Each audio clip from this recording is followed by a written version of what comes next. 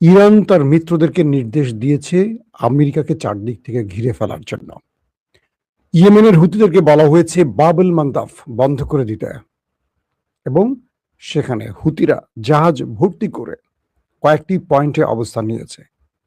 বলা হয়েছে ইয়েমেনের মিসাইল এবং ড্রোন রেডি, যে কোনো সময় বাবুল মান্দাফ বন্ধের ঘোষণা আসতে যাচ্ছে। ইরানের পক্ষ থেকে হিজবুল্লাহকেও নির্দেশ দেওয়া হয়েছে বড় আক্রমণের প্রস্তুতি নিতে। পাশাপাশি ইরাক থেকে ইসলামিক রেজিস্ট্যান্স যারা আছেন তাদেরকেও একইভাবে ইরানের পক্ষ থেকে নির্দেশ দেয়া হয়ে গেছে। অর্থাৎ একটা বড় যুদ্ধের দিকে পৃথিবী হেঁটে যাচ্ছে। দর্শক, আরো অনেকগুলো খবর আছে কোন দিকে যেতে পারে শেষ পর্যন্ত, এবং আমেরিকা ইরানে আক্রমণ করে পুরো আরবের মধ্যে যে ধ্বংসস্তূপে রূপ দিয়েছে, বিশেষ করে কুয়েত, বাহরাইন, সেই দেশগুলোতে এখন জরুরি অবস্থা জারি হয়ে গেছে। তাদের পানি শোধনাগার পর্যন্ত ধ্বংস করে ফেলেছে ইরান আক্রমণ চালিয়ে। চলুন আমি আপনাদেরকে ধারাবাহিক খবরগুলো দেওয়ার চেষ্টা করছি। যুক্তরাষ্ট্র টানা ষষ্ঠ রাতের মতো আজকে তারা ব্যাপক আক্রমণ করে। সে আক্রমণে ইরান জানিয়েছে তাদের 8 জন নিহত, 20 জন আহত হয়েছে। এটি ছিল আমাদের লাস্ট লাইভের আপডেট। দক্ষিণ ইরানের কর্মকর্তারা জানিয়েছেন যে সেতু, বিমানবন্দর, বিদ্যুৎ কেন্দ্র এবং রেল স্টেশনকে টার্গেট করে, অর্থাৎ বেসামরিক এই স্থাপনাগুলোকে টার্গেট করে আমেরিকা হামলা করেছে। পাশাপাশি ইরানের সেনাবাহিনী জানিয়েছে তারা বাহরাইন, জর্দান, কুয়েত, কাতার এবং সিরিয়া সহ আরব আমিরাত সহ আরো কয়েকটি জায়গায় আক্রমণ চালিয়েছে। মোট 6টি দেশে, আরবের 6টি দেশে আজকে ইরান হামলা চালিয়েছে। এর মধ্যে সৌদি আরব এবং বাহরাইনের একটি সংযোগ সেতু ধ্বংস করেছে বা ক্ষতিগ্রস্ত করেছে দাবি করা হয়েছে। এবং আরব আমিরাত তাদের তেল উৎপাদন বন্ধ করে দিয়েছে, তাদের অনেকগুলো মার্কিন প্রতিষ্ঠান বন্ধ করে দিয়ে তালা ঝুলিয়ে তাদেরকে সরিয়ে দিয়েছে, কারণ আরব আমিরাতেও অ্যাটাক হয়েছে।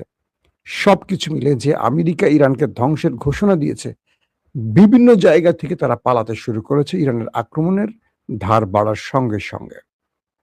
দর্শক, লেটেস্ট আপডেটে আরো কিছু খবর বলা হয়েছে যে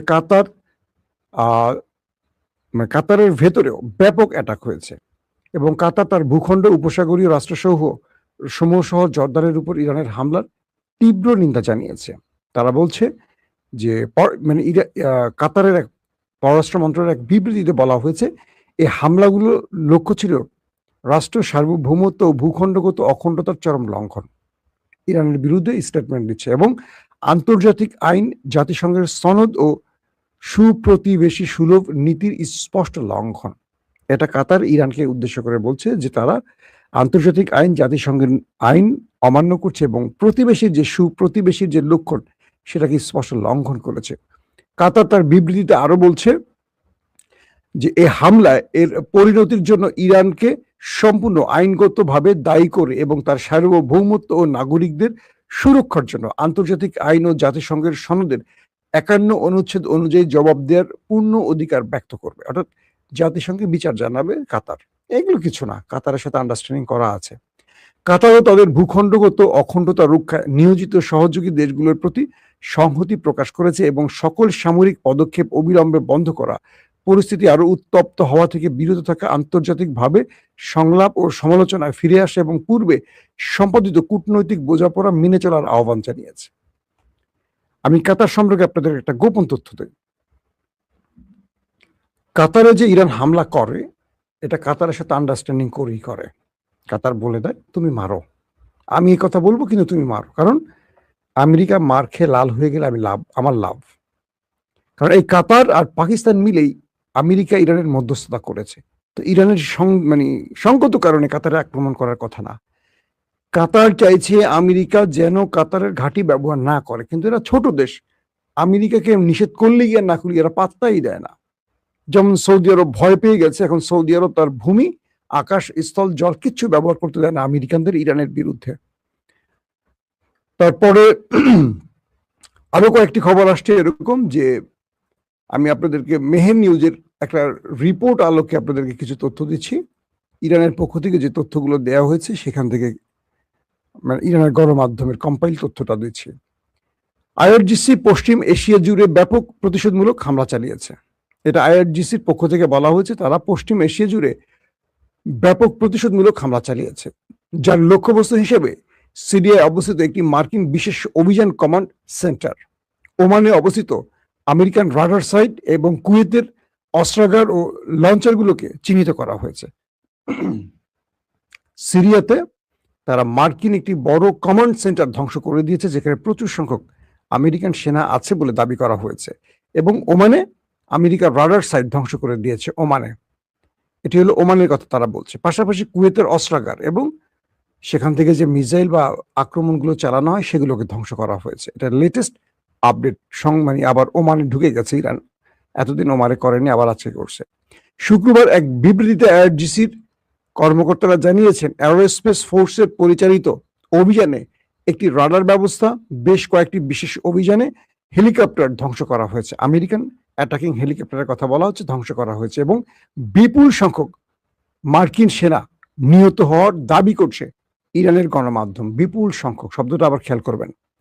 ইরানের গণমাধ্যম বলছে বিপুল সংখ্যক ওই দখলদার সেনা ওপারে চলে গেছে। এতে আরো বলা হয় যে দক্ষিণ পূর্বাঞ্চলীয় শহর ইরান শহরের নিকটবর্তী বাম্পুরে সেনাবাহিনীর ৩৮৮তম ব্রিগেড গ্যারিসনে বুধবার মার্কিন বিমান হামলায় শহীদ হওয়ার ৭ জন নিরীহ ইরানি সৈন্যদের রক্তের প্রতিশোধ হিসেবে এই হামলা চালানো হয়েছে। এবং তারা বলছে যে আমাদের সাহসী যোদ্ধারা হরমুজ প্রণালীর সম্পূর্ণ নিয়ন্ত্রণে রেখেছে। যতদিন মার্কিন যুক্তরাষ্ট্র তার দুষ্টমি চালিয়ে যাবে, ততদিন এই অঞ্চল থেকে এক ফোঁটাও তেল গ্যাস রপ্তানির অনুমতি দেয়া হবে না। এতে জোর দিয়ে বলা হয়েছে তাতে যত কিছু করতে হয় ইরান করবে। অর্থাৎ যতদিন আমেরিকা এখান থেকে চলে না যাবে এবং ইরানকে স্বীকৃতি না দেবে, ততদিন এই হরমুজ থেকে সব রকম জ্বালানি না, সব রকম সব পণ্য, সকল জাহাজ পৃথিবীর যে দেশেরই হোক সব বন্ধ, আর এখান থেকে চলাচল করতে পারবে না।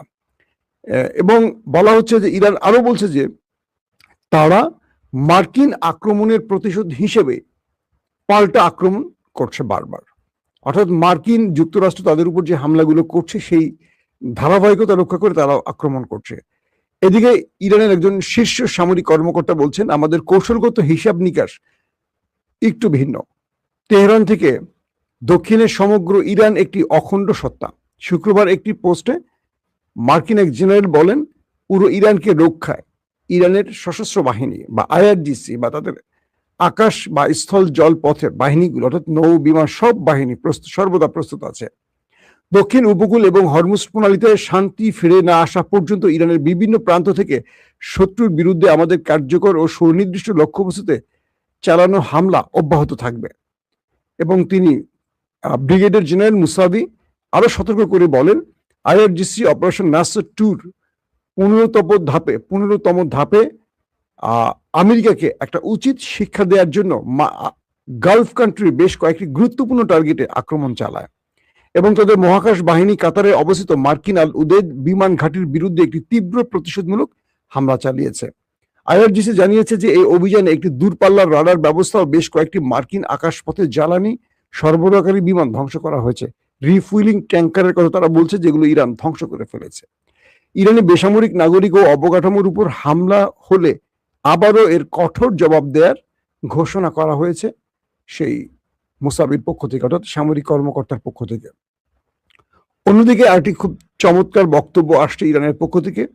আজ তেহরানে জুমার নামাজের খুতবায় হুজ্জাতুল ইসলাম মোহাম্মদ জাভেদ আল আলী আকবরী বলেন যে তিনি ইরানের একজন শীর্ষ স্কলার, গুরুত্বপূর্ণ ব্যক্তি ইরানের জন্য। ইসলামী বিপ্লবের শহীদ নেতা আয়াতুল্লাহ সৈয়দ আলী খামেনিকে হত্যার প্রতিশোধমূলক অভিযান শুরু হবে এবং এই হত্যাকাণ্ডের সকল পরিকল্পনাকারী, অপরাধী এবং সহায়তাকারীদের সরাসরি বিচার হবে শাস্তির মাধ্যমে। নতুন করে আবার শাস্তির বিষয়টি আজকে জুমার খুতবায় তিনি আলোচনায় আনেন। অপরাধীদের বিচারের আওতায় আনতে এবং হত্যাকারীদের শাস্তি দিতে তিনি একটি বহু পর্যায়ের প্রক্রিয়ার রূপরেখা তুলে ধরেন। তিনি বলেন, এই কৌশলের মধ্যে রয়েছে মার্কিন আঞ্চলিক সামরিক স্থাপনাগুলো লক্ষ্যবস্তু করে সম্পূর্ণ আমেরিকান প্রত্যাহারে বাধ্য করা, অর্থাৎ আমেরিকার যতগুলো ঘাঁটি আছে আরব দেশে সেখানে আক্রমণ বা প্রতিঘাতের মাধ্যমে এখান থেকে আমেরিকাকে তাড়ানো, গালফ থেকে আমেরিকাকে তাড়ানোর মাধ্যমে তারা খামেনির হত্যার রক্তের বদলা নেবে, এখানে আমেরিকাকে থাকতে দেবে না। দ্বিতীয় বিষয় তিনি বলছেন পশ্চিম এশিয়া থেকে ইসরায়েলি শাসনের অবসান ঘটানো এবং পরিশেষে যুক্তরাষ্ট্রের বিশ্ব পরাশক্তির মর্যাদার অবসান ঘটানো। অর্থাৎ পশ্চিম এশিয়া থেকে ইসরায়েলের পুরো শাসন ব্যবস্থা, তার যে খবরদারি, এটার অবসান ঘটাবে তারা। পাশাপাশি যুক্তরাষ্ট্র যে তার পরাশক্তির তকমা, সেই মর্যাদা থেকে যুক্তরাষ্ট্রকে সরিয়ে দেবে তারা এই লড়াইয়ের মাধ্যমে। অর্থাৎ এর মাধ্যমে তিনি বোঝাচ্ছেন যে আমরা তার উত্তম জবাব দিতে প্রস্তুত আছি। দর্শক, এখন কয়েকটি গুরুত্বপূর্ণ তথ্য আপনাদেরকে আবার একটু রিভিউ করে শোনাচ্ছি। ইরান এই মুহূর্তে তার যে মিত্র আছে হুতি, তাদের বলছে বাবুল মান্দাব বন্ধ করে দাও। বাবুল মান্দাবে হুতিরা মিসাইল এবং ড্রোন রেডি করে ফেলছে, যে কোনো সময় শুনবেন অ্যাটাক। ইতিমধ্যে কয়েকটি জাহাজে করে বাবুল মান্দাবে থেকে হুতি বাহিনী কয়েকটি গুরুত্বপূর্ণ জায়গায় মুভ করেছে, এই খবরটি আন্তর্জাতিক গণমাধ্যম প্রচার করেছে। এবং হরমুজ প্রণালীতে একাধিক জাহাজকে টার্গেট করে ইরান আজকেও হামলা করেছে। অর্থাৎ আমেরিকার পথ দেখানোর পথে যারা এগুচ্ছে তারা ইরানের আক্রমণের শিকার হচ্ছে। এখন অনেক জাহাজ যেতে চাচ্ছে না, ইরান তাদেরকে সরাসরি বলছে যে আসবে সেই মাইর খাবা, এখন আর কোনো ছাড়াছাড়ি নেই। সিরিয়াতে অ্যাটাক করে প্রচুর সংখ্যক ওপারে পাঠিয়েছে, এই বিষয়টিও আসছে। পাশাপাশি ইরানের যত মিত্ররা আছে, হিজবুল্লাহ, হুতি, ইসলামিক রেজিস্ট্যান্স মানে ইরাক, লেবানন এবং ইয়েমেন, প্রত্যেকটি ফ্রন্টের মুজাহিদদেরকে প্রস্তুত করেছে ইরান এবং তাদেরকে বলছে যে কোনো সময় আমরা সবুজ সংকেত দেবো, তোমরা স্ট্যান্ড বাই থাকো, যুদ্ধের জন্য স্ট্যান্ড বাই। একসঙ্গে পুরো চারদিক থেকে আমেরিকাকে ঘিরে এখন অ্যাটাকের পরিকল্পনা করা হয়েছে। পাশাপাশি ইরান তার ভয়ঙ্কর মিসাইলগুলো 16 ধাপে এসে প্রস্তুত করেছে। বলছে তারা আজ রাতে আমেরিকার আক্রমণের মাত্রার আলোকে নতুন ধাপের অভিযান পরিচালনা করবে এবং আমেরিকা যদি ইরানের কোনো বেসামরিক স্থানে টার্গেট করে, আজকে আরবের বহু গুরুত্বপূর্ণ ব্রিজ এবং তাদের গ্যাস, পানি এবং বিদ্যুৎ কেন্দ্র উড়ে যাবে। ইতিমধ্যে কুয়েতে জরুরি অবস্থা জারি করা হয়েছে, তাদের বিদ্যুৎ ব্যবস্থার উপর হামলা করা হয়েছে, কুয়েতে তাদের পানি শোধনাগারে হামলা হয়েছে। যদিও কুয়েতের পক্ষ থেকে বলা হয়েছে ইরান যতগুলো অ্যাটাক করেছে তারা প্রত্যেকটা অ্যাটাক প্রতিহত করেছে, কিন্তু ইন্টারেস্টিং ব্যাপার, পরক্ষণে তাদের আরেকটি খবরে দেখলাম কুয়েতের বা আরবের অন্যান্য আউটলেট থেকে যে খবরগুলো পেলাম, সেখানে বলা হলো যে কুয়েতের সেনা প্রধান হাসপাতালে ছুটে গেছেন আহত সেনাদের দেখতে। দুটো দুই রকম হয়ে গেল না? কুয়েতের সেনা প্রধান হাসপাতালে গেছেন কুয়েতের সেনাদের দেখতে। ইরান বলছে তারা মার্কিন ঘাঁটিকে লক্ষ্য করে অ্যাটাক করেছে। প্রশ্ন হলো মার্কিন ঘাঁটিতে কুয়েতের সেনারা কি করছিল?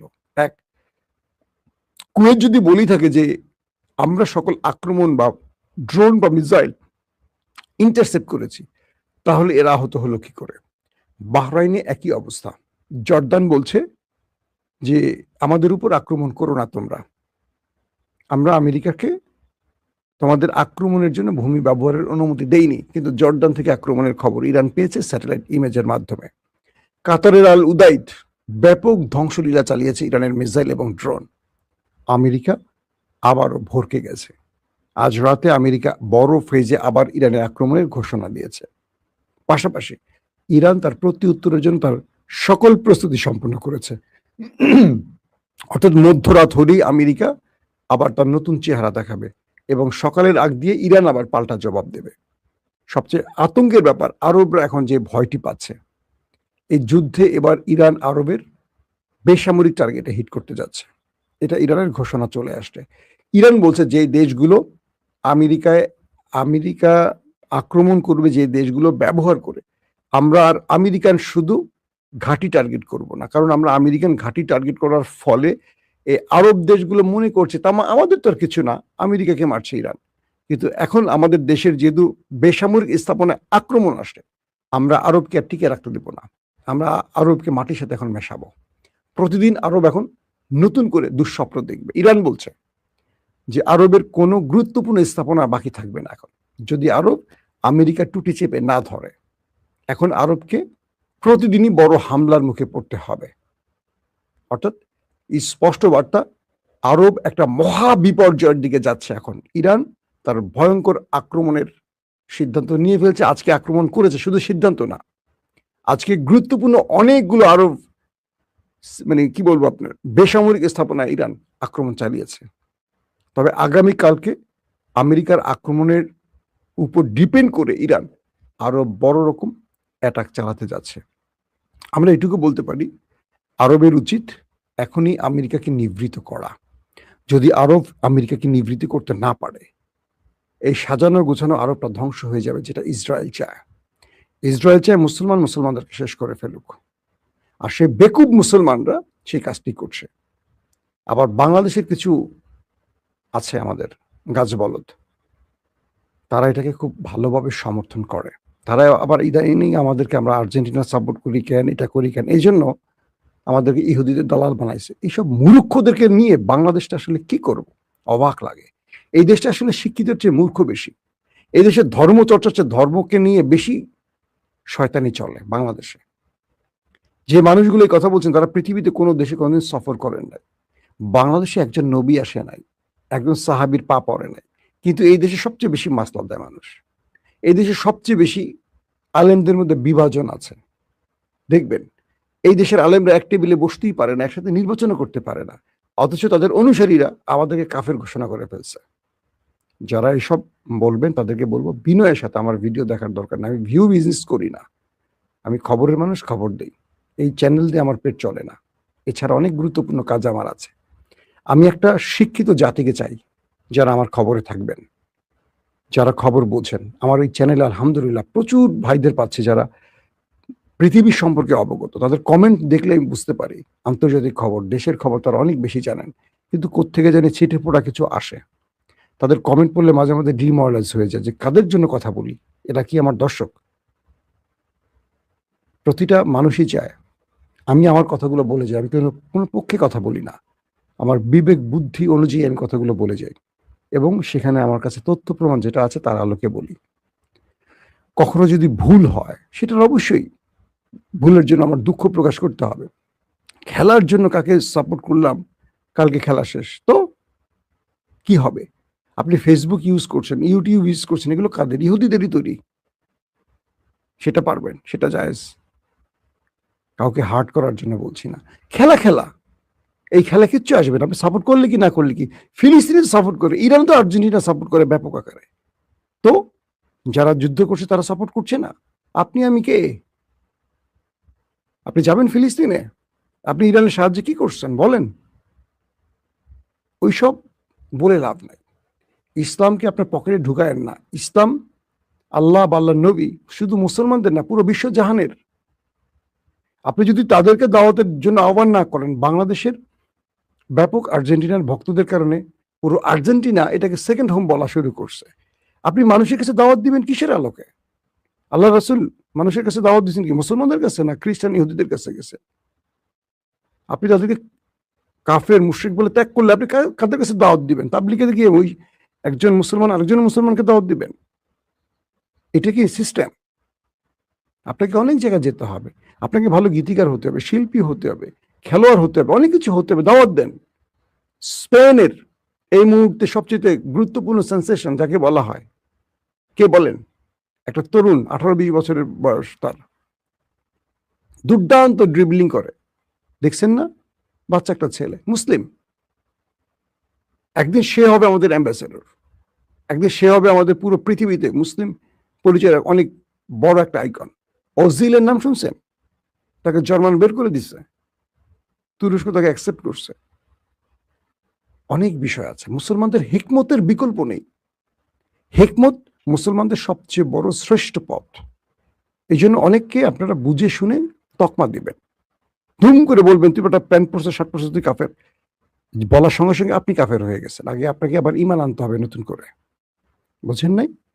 আমরা যারা অনেক দেশ সফর করি, আমাদের অনেক আইডেন্টি বহন করতে হয়। আমাদের ভিডিওগুলো এয়ারপোর্টে যখন আমরা যাই, আমাদের চেক করা হয়, দেখা হয়, বলা হয়, ইমিগ্রেশন আটকানো হয়। দেখে আমাদের এই কথাগুলোর মধ্যে আমাদের ইলিয়াস অনেক বড় বিপদে আছে। ইন্ডিয়ার বিরুদ্ধে কথা বলে, ইসকনের বিরুদ্ধে কথা বলে সে কয়েক দফা আমাকে বলছে, ভাই আমাকে আমেরিকা ছাড়তে হতে পারে, ভিন্ন দেশে যেতে পারি।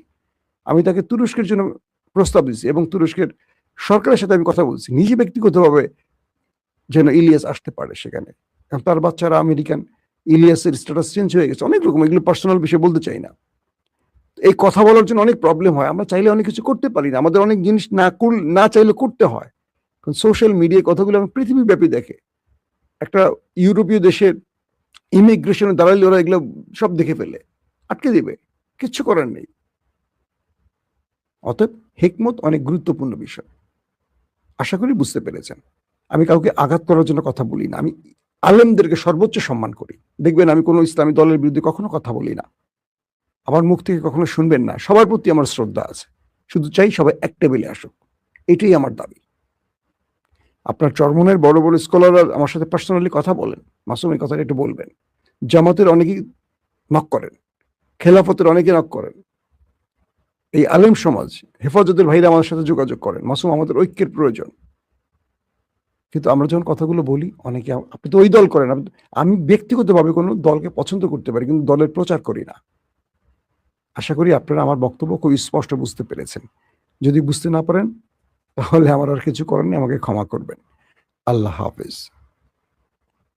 এই যে এক ভাই লিখছে, আর্জেন্টিনায় 40 লক্ষের উপর মুসলিম বাস করে, তারা শান্তিতে বাস করে। আর্জেন্টিনা কিন্তু প্রচুর মুসলিম আছে, 40 লক্ষ না আরো কম, কিন্তু সেখানে মুসলমানদের স্বাধীনভাবে চলার অধিকার আছে। মুসলমানদের জন্য সৌদি আরবের বড় বড় কমিউনিটি তৈরি করা হয়েছে। এইসব দেশে ইসলাম প্রচারের কাজ চলছে। ব্রাজিলের চেয়ে আর্জেন্টিনায় মুসলিম বেশি, জানেন? প্রেসিডেন্ট ইসরায়েলের পক্ষে, তাতে কি? হাসিনা তো ভারতের পক্ষে ছিল, আমরা কি ভারতের পক্ষে? এই প্রশ্নের উত্তর বোঝেন আপনারা কেউ? শেখ হাসিনা ভারতের পক্ষে ছিল, আমরা কি ভারতের পক্ষে? আমরা তো চরম ভারতের ডট ডট ডট। তো প্রেসিডেন্ট কোন পক্ষে, প্রধানমন্ত্রী কোন পক্ষে, সেটা বড় কথা না, ওই দেশ মুসলমানদের জন্য ক্ষতিকারক কিনা